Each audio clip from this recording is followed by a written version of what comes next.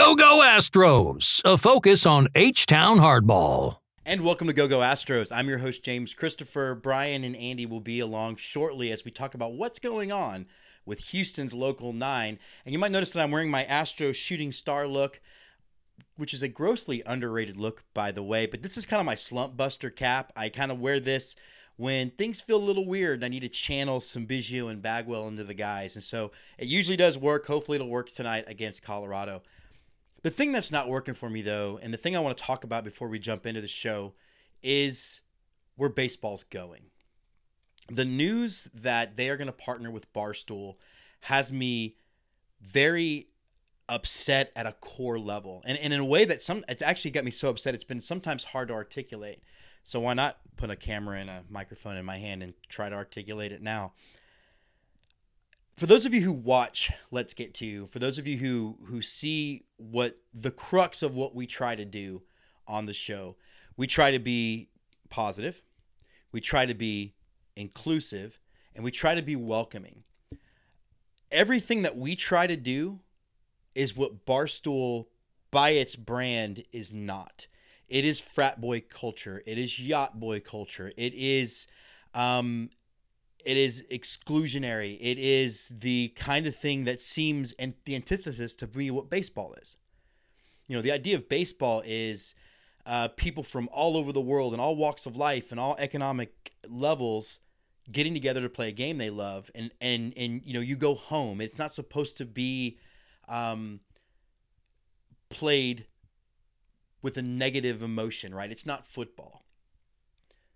The idea of partnering with Barstool, I think, goes against a lot of those values. I think seeing how they've gone after Colin McHugh and seeing how they've gone after his wife for some reason, and then one of the guys from Barstool kind of showing that he was basically mad that he reached out to Colin to welcome him to Red Sox Nation as if he's the president of Red Sox Nation and just didn't get a reply. Like, it's petty, it's silly, and seeing how all of them have kind of piled on to go after Colin and go after anybody who's questioned this Barstool thing. It's very Aubrey Huff. It's like Aubrey Huff but masked.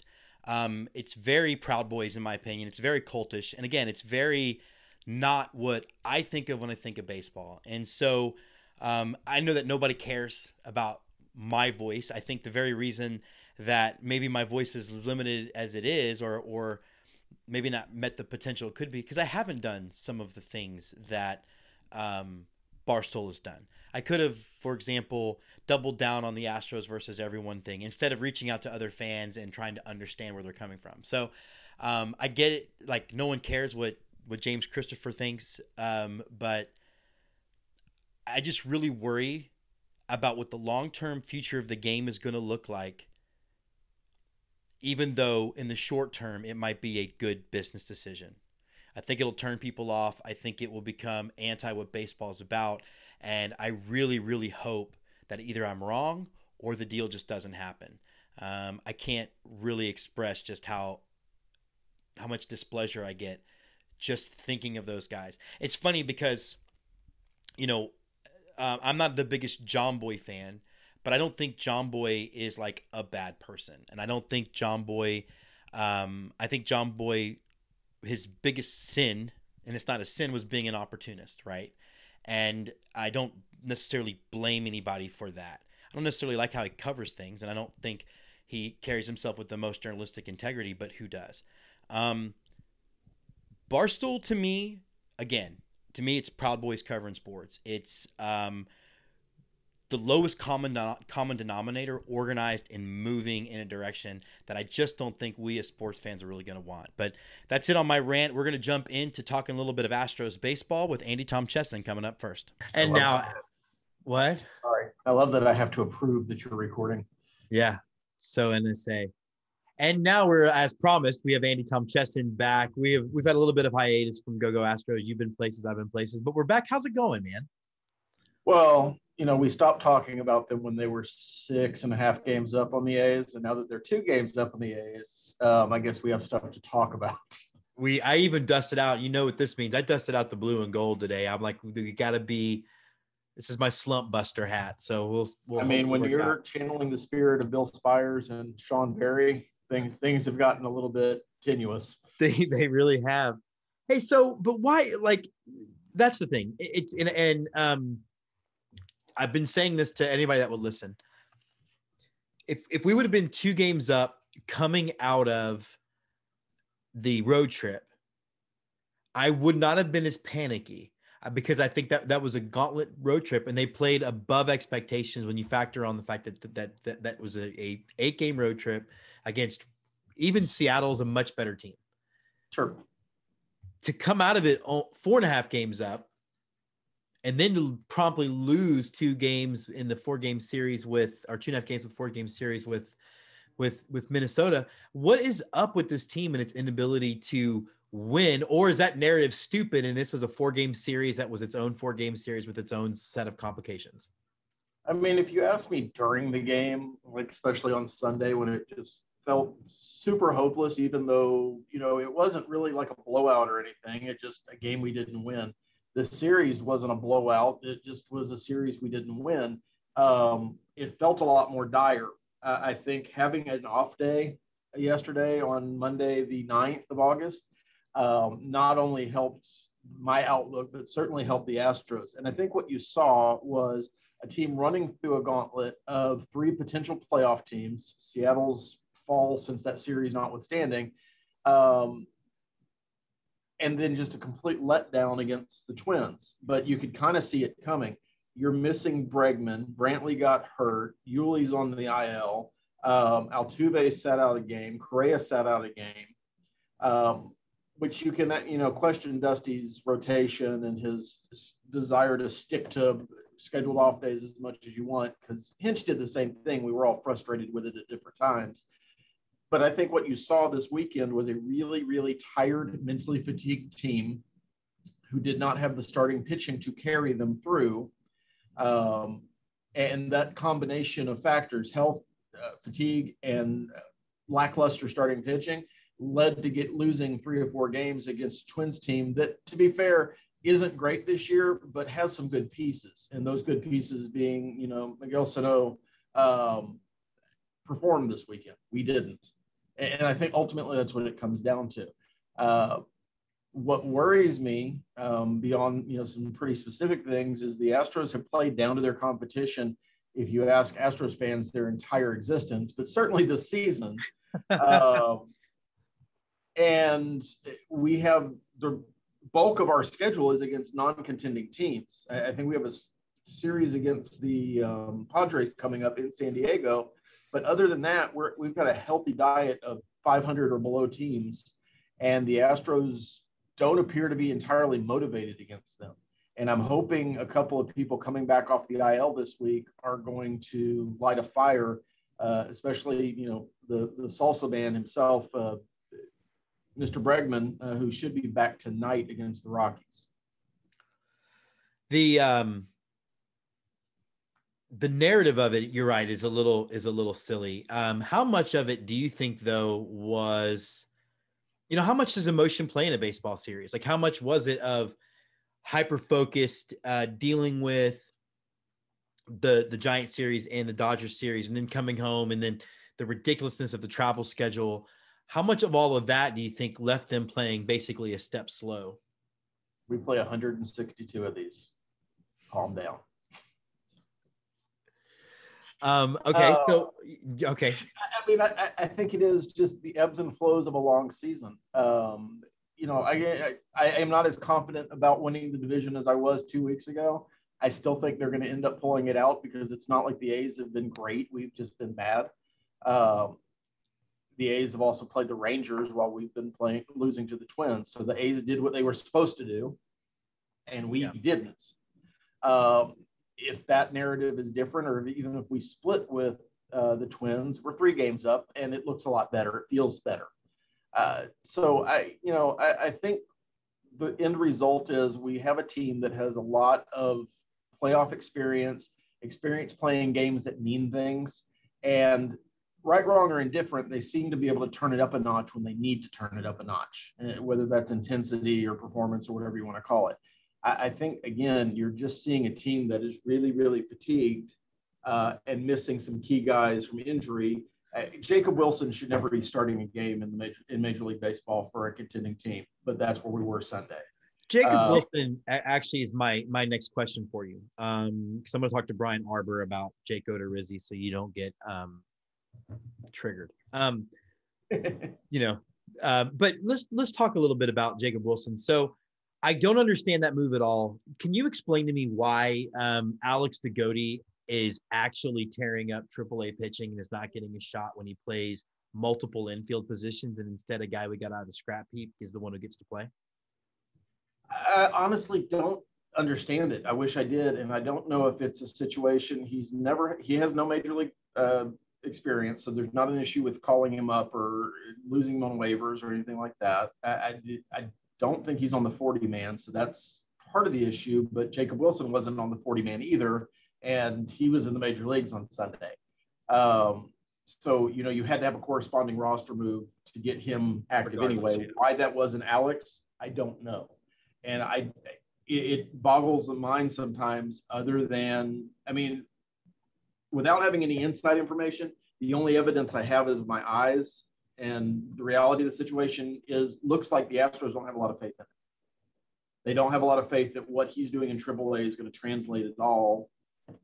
And maybe it's just defensively. Maybe that's all they're looking for from a guy coming up and being the 26th guy. Maybe he doesn't, fit the bill for a third baseman, and that's what they needed this weekend. Jacob Wilson is probably better defensively, but I don't understand the move. I don't understand keeping Robel Garcia on the roster as long as we have this year, because as good or bad as anybody is defensively, you do still have to hit the ball. And we've carried a few guys this year who have no ability to do that. Well, Robel Garcia is also a liability defensively, though. That's the thing. Sure. He's actually not good at any of it. Now, having said that, Taylor Jones has been up a lot. And it looks like he might be starting to figure out how to hit major league pitching a little bit more consistently. Defensively, he cost us a game in a series against San Diego. So I think you're in a weird place where the Astros are figuring out what their organizational identity is, because it is naturally you're going to change from Jeff Luhnow to James Click, and having a different idea of how a roster needs to be constructed. And that's the 40 man. That's your guys at AA and AAA who potentially help you during the season. And I think there was a value of defense up the middle and, strong play on the corners with Luhnow that Click may not share. And that may be some of his experience in Tampa Bay coming through as well. Now, I could criticize that, but his experience in Tampa Bay has bought us a really good bullpen so far with 4 key acquisitions that were made before the trade deadline. So maybe let's talk about that, because we haven't talked bullpen yet. And Maton, part of the team that's working.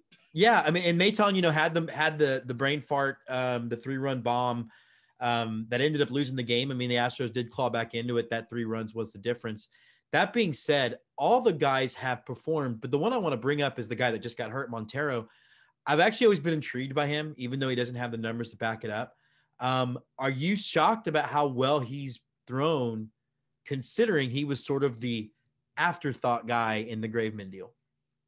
I don't think organizationally he's an afterthought for the Astros. I think the Astros are very good as long as Brett Strom is somehow affiliated with the team. And I know we've got a big what happens at the end of the season because Strom is set to retire. That is a thing that you and I have discussed probably for the last 3 years. I think Montero is the kind of guy who has the tools and has the pitches that the Astros can make effective, but for whatever reason in Seattle, they had him throwing pitches that weren't effective. And, that compounds on yourself, and you go back to what you're comfortable with, even if comfortable isn't necessarily getting results. The Astros will hammer home, stop throwing a 4-seam fastball. You need to be throwing sliders or whatever the case may be to get the results in the situation that they need. And I think Montero has enough arm skill and enough talent to be a good piece. I think Strom was consulted on that. I think he saw that. And I think he saw things he could work with. And so that, is a move to help us this year because he's certainly better than Raley or Belak or some of our other internal options now. But I think that's a move for 2022 and 2023 as well. The Astros have a track of being able to pick these guys from other organizations and make them into contributing players.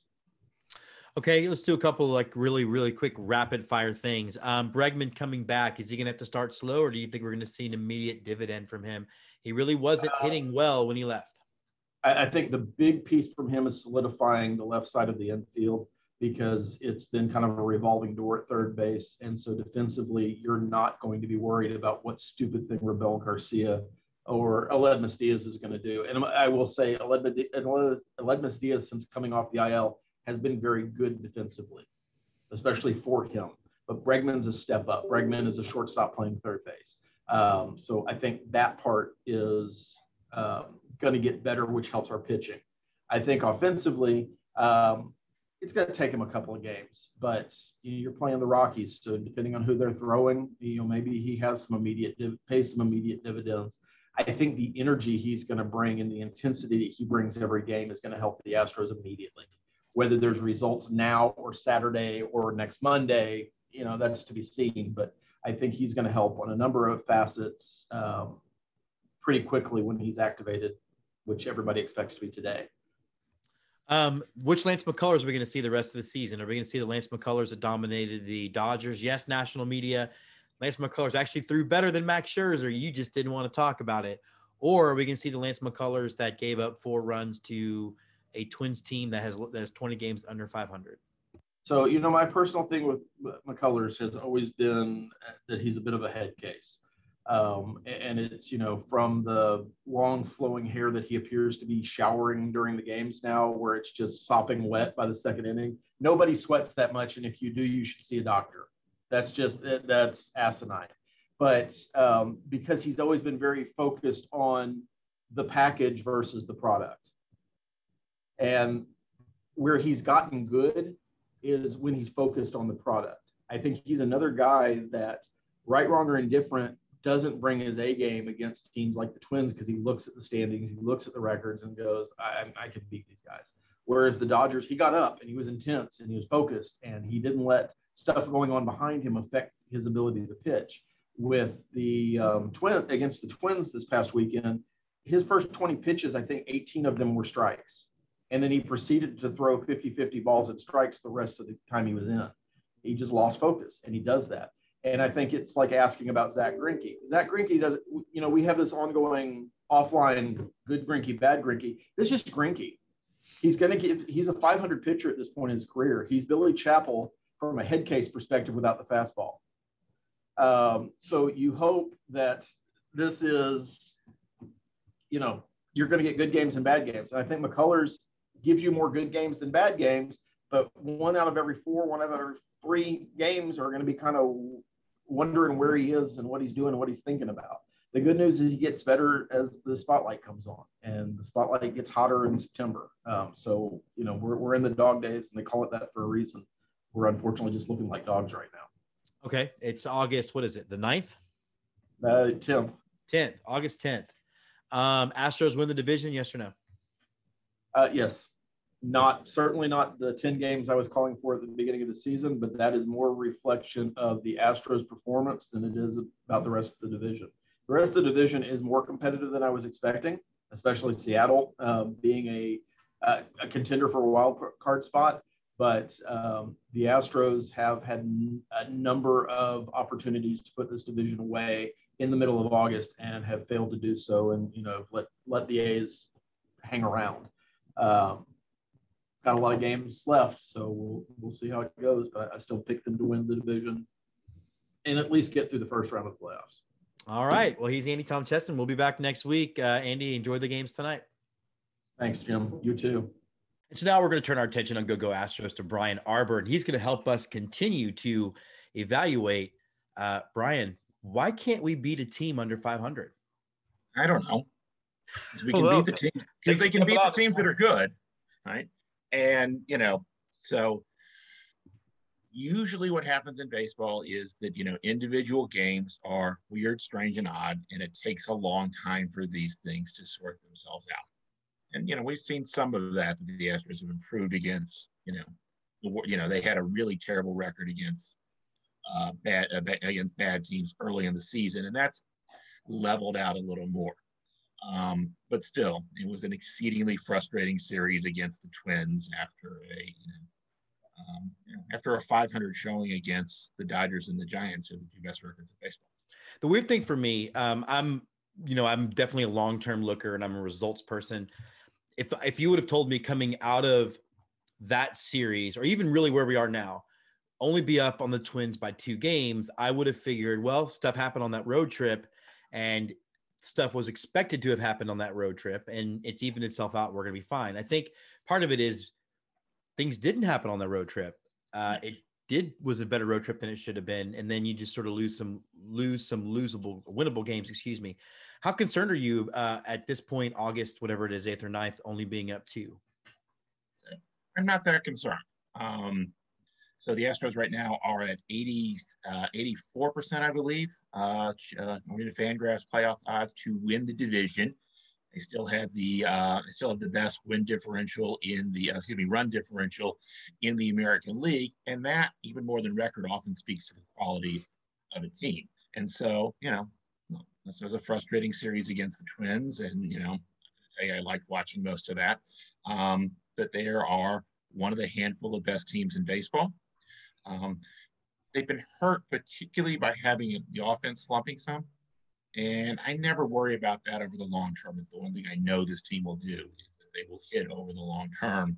And in some ways, to me, offensive slumps are more frustrating because there's nothing to do about it. It's not worth complaining about too much because, they'll probably get 10 runs tonight or something like that. Yeah, it is the case in baseball where sometimes an offense trying hard enough is actually going to be detrimental to the cause. Yeah. And it's one of the things to me that's always sort of, why are they losing? And some of the implication is, can't they try harder? Like, well, sometimes in baseball, trying harder doesn't actually work. Sometimes it's being sort of relaxed. And, one thing that I think is a real strength of Dusty Baker as a manager is he's seen this before. He's not going to act like this is a big deal, and he's not going to treat it as a big deal in that clubhouse. It's a clubhouse with tons of veterans who've been to the playoffs many times and have played, 100 playoff games. They're not going to treat this as a major crisis. So I think, you have got a team and a manager who are going to be in step on this. And I suspect they had an off day yesterday. I suspect most of them spent yesterday trying to think as little about baseball as possible, and they'll get back at it today. Yeah, and I also do wonder still, and something I wanted to talk to you about was I thought the schedule the Astros had to play was ridiculous. I thought, and it is in the bylaws that there's really no accommodation for going from one time zone to another. You can go 2 time zones away and there's an accommodation. But I do also wonder how much arriving at 6 a.m. does kind of affect your play. But talk to me a little bit about that, though. How frustrated were you as an Astros fan to see them play a night game in LA and then have to play the next day at home? Yeah, it was, again, one of the many aspects of this series against the Twins that was annoying. Most of my attitude on Thursday was that, just see how it goes. And, it's one game in the broad scope of things. It's not that big a deal. My bigger concern Thursday is they should have put Yuli on the IL so they didn't have to play Martin Maldonado at first base, but they waited an extra day on that. In the end, they'll get him back next week and hopefully refresh from having 10 days off and getting his neck healthy. Yeah, my sense is that he'll be able to hit coming back. I think Yuli just hits. I want to talk a little bit about Jake Odorizzi, though. I think he is justifiably the one kind of problem position. Like, I don't know that he's on the playoff roster if it starts tomorrow, particularly the DS. Mm-hmm. I mean, Jake Odorizzi is going to be an Astro not just this year, but he'll be there next year. I can't believe the guy just forgot how to pitch. What do you think's happening with him? Some of it's age, that he is, in his 30s and is, not quite as sharp as he was. Some of it is he's a average to slightly above average pitcher throughout the last couple of years. So some of this is just regression. But we see, particularly if you look at his StatCast numbers, he's lost a little bit of his stuff and has not pitched as sharply. So the good news for him is he's pitching against the Rockies tonight. The Rockies aren't a particularly good lineup. So unlike having to go against the Dodgers last week, having to go against the Mariners before that, who are a pretty average but promising team, it's a good chance for him to get some things fixed and go against somebody who's a little bit more at speed. But I agree with you. He would not make the playoff roster today. And, I'm eagerly awaiting Jose Urquidy getting back in part because I own him in fantasy too. It does seem like Jose Urquidy might be a cure-all for all of it. And, I think it's easy to get caught up in two games and it's easy to get worried about the Athletics. I just don't see them as it's not nearly as good a team as they've had in previous years. And I think that they're about to hit a really tough stretch. Yeah. I think they have the third hardest schedule remaining for the rest of the season. Agree. And of course they lost Ramon Laureano for the rest of the season due to a PED ban. Because he's a cheater. I'm shocked. Shocking. There's cheating. I'm shocked to find gambling here, Brian. Right. It's my Casablanca reference for the day. Yes, indeed. One of my favorites. So, again, it takes that part of why they got Starling Marte is they were going to be able to move Laureano to right field, which was a major weakness for him. Well, now they can replace Laureano with Marte, which is pretty much like for like, but they're still stuck with a replacement level right field. Which again, good news for the Astros. Definitely good news for the Astros. So, where do you see it, or how important? I guess last question. How important is it for the Astros to be the top seed in the AL or in Major League Baseball? It does seem like in previous seasons, I didn't really care who the Astros got in the playoffs, but there are definitely matchups that scream Astros might not win that series. Yeah, it kind of depends on who is the, I don't think I share your opinion. I don't think it's as critical as it has been in years before. There is a clear advantage, which we got to particularly see as Astros fans in 2019 from having the number one seed, which is the opponent you face will have won the wild card game, and they will usually have used their best starting pitcher in the wild card game and only use that pitcher once in the division series. And in 2019, the Rays used Charlie Morton to win the wild card game because they had to use that, only got to use him once in the division series, which was to the Astros' advantage. And we saw Tyler Glasnow was their pitcher. They had to go in game 5, and the Astros bashed him early in that game, game 5. Again, that's the advantage you get from being the number one seed. That being said, I don't fear the Red Sox if they end up winning the AL East. I fear the White Sox more, who's strong pitching, and particularly now they've got Craig Kimbrell and Ryan Tepera, really seem like they're going to have a bullpen that's really going to do well in the last 2-3 innings. So it would be nice to avoid them, and hopefully someone else takes care of that. On the other hand, the Yankees are probably a more talented team than their record has shown. So if they end up getting to the wild card game, which they're not in position to do at the moment, but they will take over from the A's in that position. They'd be a team I fear much more than the A's or the Red Sox in a series. We also got to see how healthy these teams are when we get to September. The Red Sox are getting Chris Sale back this week. If he returns to being Chris Sale, I may adjust my opinion on the Red Sox. The Yankees have been weird all year. Even the game they won yesterday was improbable. They're still not hitting. The only people that are hitting are the ones that now have COVID. So we'll see it. So I guess, as we look ahead, we're not going to be back until next week. We've got the series with Colorado, and then we have the series heading up to Los Angeles, which everybody seems to want the Angels to be better than they are. How do you see it shaping up as we kind of look toward next week? I mean, the Rockies are a bad team. They're on a very good run at the moment here, which is, again, baseball's weird. You've got one team that would fall off after the trade deadline would be the Rockies, particularly since they didn't trade their best players because they're the Rockies, yes. Yeah. And of course, the Angels are a team that is individually supposed to have a lot of talent, right? And they do, and they do, right? But of course, Anthony Rendon, Houston guy, out for the rest of the season, having surgery. Mike Trout's been out, so they have less talent than you would think. And so they have guys in the middle of their lineup like Phil Gosselin and Jose Iglesias right now, who I don't think strike much fear in anyone's heart. So again, and they've got a pitching staff that seems to be in transition at the moment. We'll see if the Astros can take advantage of that.